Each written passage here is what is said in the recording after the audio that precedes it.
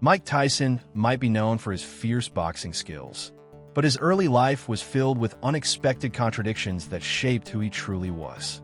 Before defending his heavyweight title in 1987, Mike Tyson recorded a public service announcement for the Drug Enforcement Administration urging people to say no to drugs.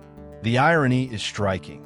While promoting a drug-free life, Tyson was secretly supporting his friend's crack operation back in his old neighborhood.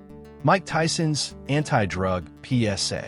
Before defending his heavyweight title in 1987, Mike Tyson recorded a public service announcement for the Drug Enforcement Administration urging people to say no to drugs. The message was simple, clear, and direct.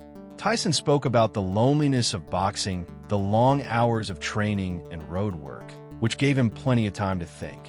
One of the things he thought about most, he said, was how bad drugs were and how much they hurt people. He believed that if each person decided to say no one by one, drugs could be knocked out of society entirely. The PSA showed Tyson hitting a heavy bag, then turning to the camera with his powerful message. The call to action was firm: say no to drugs. Ironically, while filming these spots, Tyson was secretly financing his friend Albert's crack operation in Brownsville. Despite the anti-drug stance, Tyson was navigating a complex world where loyalty and survival intertwined with the harsh realities of his environment. This contradiction reveals a deeper side to Tyson, a man caught between the image he projected and the struggles he faced behind the scenes.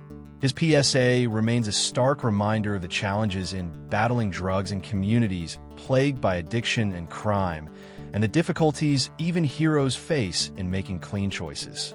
Hidden ties to a dangerous world. Mike's friend Albert managed a risky crack operation in Brownsville during the late 80s, a world full of danger and violence. Tyson, despite publicly promoting a drug-free lifestyle in a PSA for the Drug Enforcement Administration, was secretly funneling thousands of dollars to Albert, not for business gain, but out of loyalty and protection. Mike wasn't looking for a cut of the profits. He just wanted to ensure Albert's safety in a brutal environment where life meant little. Brownsville in the 80s was like a dangerous trap, where working for the drug dealers was akin to servitude. Once you made a deal, you were essentially their property, unable to quit or escape safely. Tyson understood these stakes deeply, having grown up in similar circumstances and wanting to shield his friend from harm.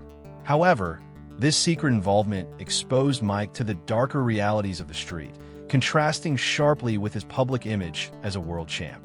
His friend's business was a dangerous enterprise filled with threats and violence, and Tyson's support was a complex mix of caution and camaraderie, highlighting the conflicting worlds he navigated at the height of his career. Brownsville's brutal reality. Brownsville in the 1980s was a place where the harshest rules ruled the streets. The drug trade wasn't just a business, it was a dangerous world that demanded total control and loyalty. When you worked for the dealers, your life was never your own. If you had to carry the man's package, there was no quitting whenever you wanted. Signing that deal meant you became someone's property, trapped in a web of fear and violence. The level of threat was extreme. Even the closest bonds were tested by the constant danger. People like Mike Tyson and Albert lived through this brutal reality firsthand, understanding the stakes were life and death.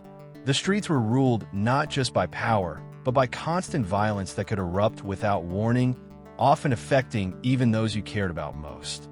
This environment left scars on many, forcing them into roles they couldn't escape, all while dreaming of something better beyond the bloodshed. It was a world where trust was scarce, and every move could lead to deadly consequences. But it also forged a complex sense of loyalty and survival, shaping the people who came out of it in profound ways. Tragic losses and loyalty. In 1989, as violence surged in Brownsville, Albert and some of Mike Tyson's closest friends were brutally gunned down, victims of the ruthless drug world they were entangled in. These losses hit Mike hard, forcing him to confront the unforgiving reality that surrounded his old neighborhood. Despite his rising fame and fortune, Tyson remained deeply connected to the people and the streets he came from. He took on a role that went beyond that of a champion fighter. He became a protector and provider for those left behind. Paying for multiple funerals, Mike showed a loyalty few could understand. His heart was with the community that had shaped him, even as the darkness of the past threatened to engulf it. These tragic events reminded Mike of how fragile life was in the world he escaped from, and how much responsibility came with success. His generosity wasn't just charity. It was a bond forged in shared history and survival. In a world marked by violence and betrayal, Mike's unwavering support for his fallen friends and their families became a testament to his character. Even as the bright lights of the ring drew him away, those early losses and his loyalty to his roots remained at the core of who he was. It was a complicated balance, managing grief and fame, fighting demons inside and out. This side of Mike Tyson reveals a man shaped not only by his victories and defeats in the ring, but also by the heartbreak and loyalty that defined his life outside it. A champion's unique way of remembrance.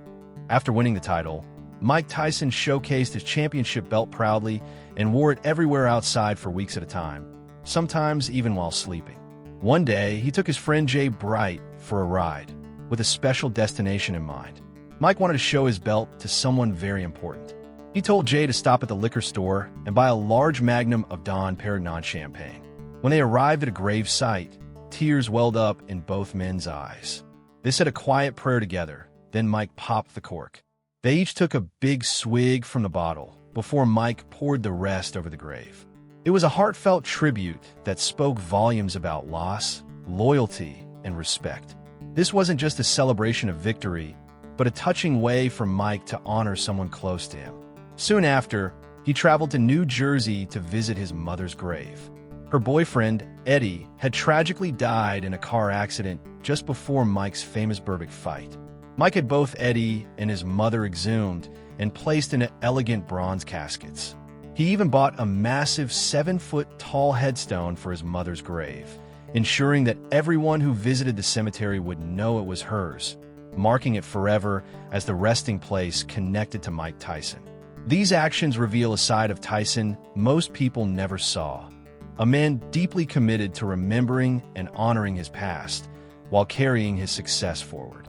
It shows the unique way he balanced fame with personal grief, using symbols and rituals to keep those memories alive. In the end, this champion's way of remembrance speaks to a profound human need to never forget those who shaped us and to celebrate life even through loss. Mike Tyson's care for his community. Once Mike Tyson began making a lot of money from boxing, he earned a reputation as a Robin Hood in his neighborhood. But the real story was more complex. People who didn't know where he came from made a big deal about him going back to Brownsville and giving his money away, but Mike saw it differently. He believed that anyone who comes from a tough place like his had a responsibility to take care of their friends, even if it was decades later. When Mike returned home with his fortune, he would pick up cash from Don King's office, carefully divide $100 bills into packets of $1,000, and carry around $25,000 in cash just to distribute it among friends. He encouraged them to go out, buy tailored suits, and enjoy a night on him. What's striking is that he didn't have to know the people he helped personally. He would stop his car to hand out $100 bills to bums and homeless people on the street, showing his willingness to help beyond just his inner circle. Mike also gathered groups of street kids and took them to buy new sneakers, revealing a softer side to the fierce boxer. This habit of giving wasn't unique to Mike. He later found out that Harry, someone who helped him when he was starting out, did the same. It seems for people who suddenly make it big, there's a deep desire to share their success, to give back to the community that raised them, as if they don't feel they fully deserve that wealth without lifting others along the way. This generosity paints a picture of Mike Tyson that few see, not just as a fighter, but as a man deeply connected to and caring for his community. Mike Tyson's story is far from a simple tale of a boxing legend. It's a story layered with loyalty, hardship, and unexpected contradictions. Beneath his ferocious image stood a man who grappled with his past, a man striving to protect those he cared about in a world filled with danger and complexity.